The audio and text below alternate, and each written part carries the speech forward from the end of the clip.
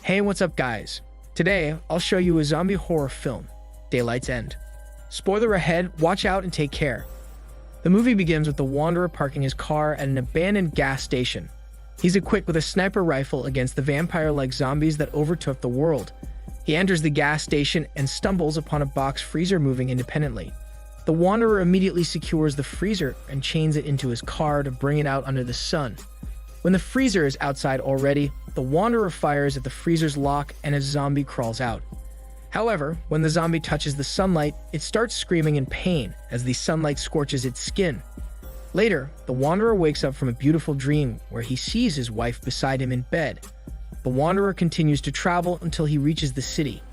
He once again searches for supplies in each building, until he enters an apartment where a dozen zombies lie around on the floor when he crosses paths with a zombie standing in the corridor. But when he fires at it, it is already dead. After the gunshots, it attracts mindless zombies going after him. He kills them off one by one and then rests on the apartment's rooftop.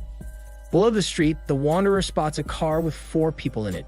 They stop by in the intersection because a maddened woman hums to her doll and caresses it as if it's alive.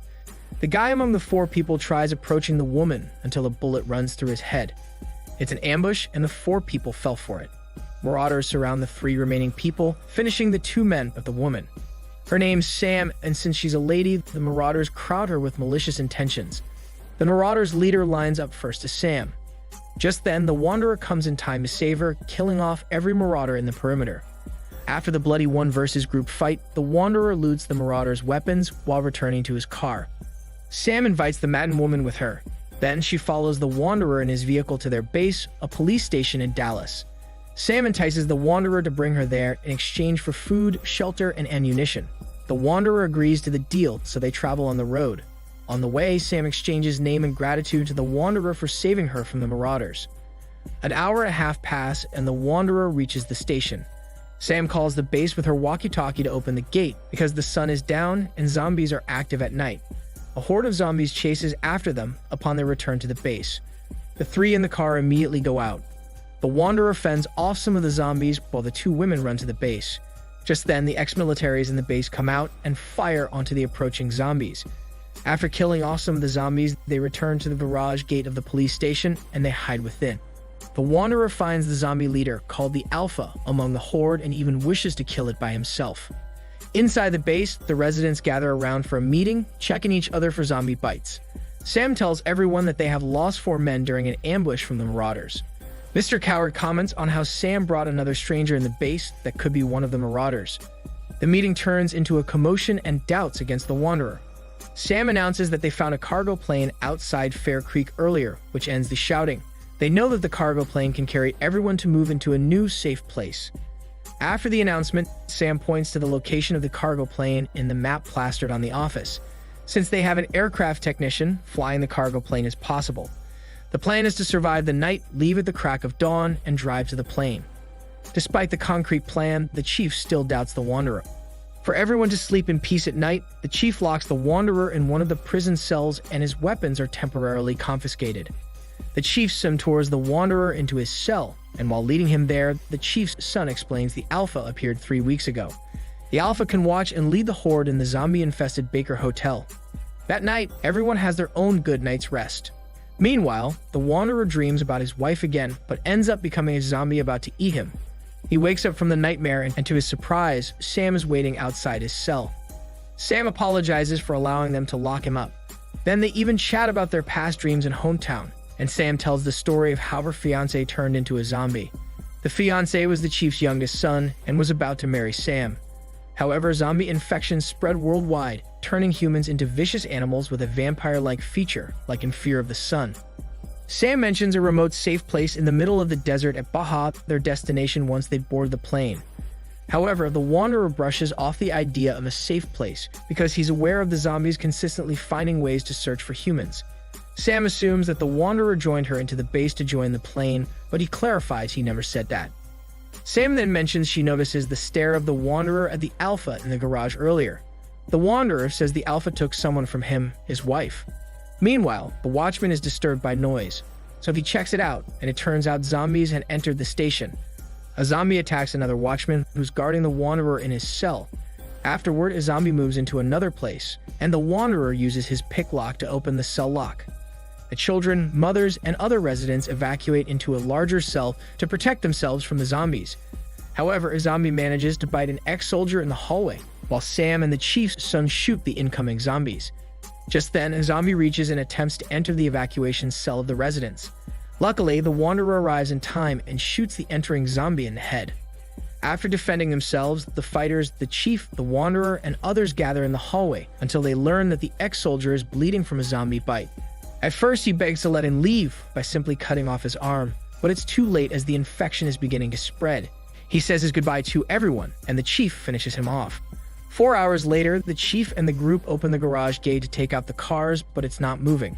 So they go outside through the police station's main entrance to check the garage gate's problem. Upon arriving outside the garage gate, they learn the zombies blocked it with cars.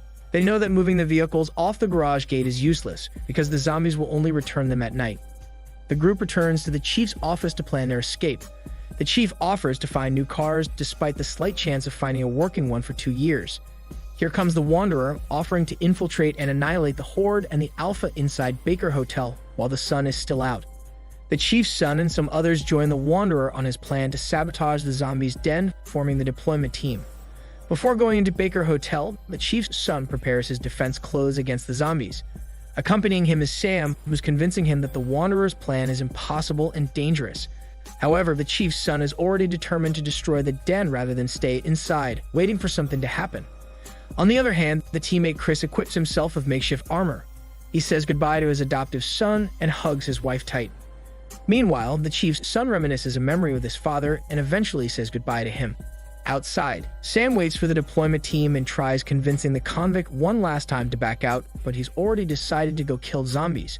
So the ones left behind, Sam and the couples, the housewife and her husband, split up to search for available cars, while the chief and the marksman guard from the rooftop as a lookout for incoming zombies. The deployment team arrives at Baker Hotel. Then they prepare their weapons, check every corner as they go deeper inside the hotel. They reach the basement and find the Horde asleep. The convict volunteers to deliver the charges on the other end to trap the Horde, letting the debris collapse and burn the hotel from the outside. Unfortunately, the Alpha hides behind a pillar and kills the convicts upon reaching the other end. On a good note, the convicts successfully left the charge on the other side. The remaining 4 dashes upstairs, but Chris gets separated from the group. Chris bolts into a different stair until he reaches a dark floor. Unknowingly, a zombie lurks in the dark, and the moment he walks past them, it grabs him, tackles him on the ground, and immediately bites him. Meanwhile, the Wanderer and the other 2 catch their breath in the lobby. One teammate here volunteers on staying behind to fend off the approaching Horde and lure them into a different place. He then runs to a luxurious bar to lead on the Horde. Since he's already bitten, he ends his life by letting a grenade explode as zombies crowd around him. The Wanderer already knows what to do, so he drags the chief's son away and into the higher floors. Every floor they reach, more zombies pursue them, and they shoot them off one by one until they reach the rooftop. Out on the open rooftop, zombies hide and wait under the shades of the hallway's ceiling, and the Wanderer spots the Alpha lurking behind the walls. The Alpha leads the zombies away, and Chris radios the chief's son to get the rope from him, before killing himself to prevent the turning. The Wanderer aims to distract the Alpha, so the chief's son can retrieve the rope from Chris below the rooftop. The chief's son is about to get the rope when the zombified Chris attacks him. Just then, the Wanderer watches the Alpha command the zombies to pursue the chief's son below them. So he rushes downstairs and into the room just in time to kill the commanded zombie who already pinned the chief's son down.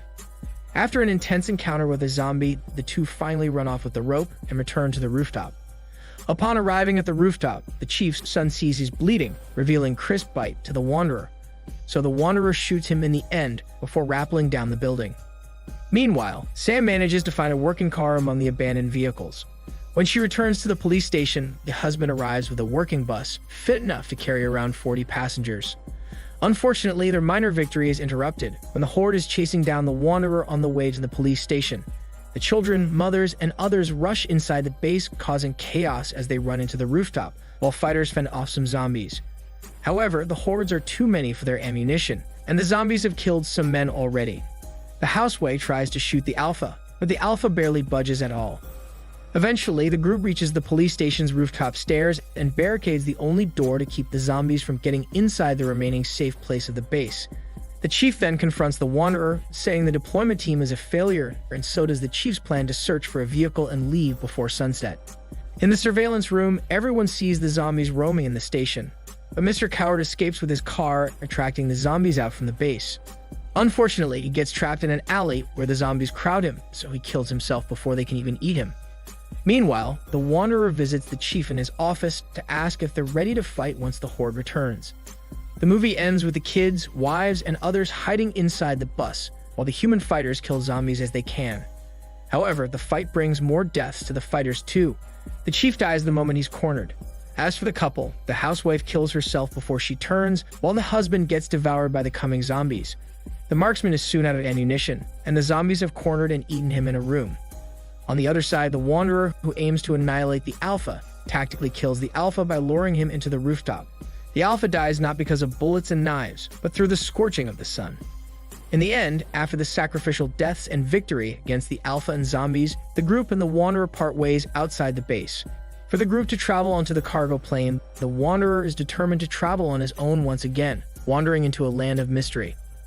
This is Daniel's CC Movie Channel. Stay safe and enjoy your day.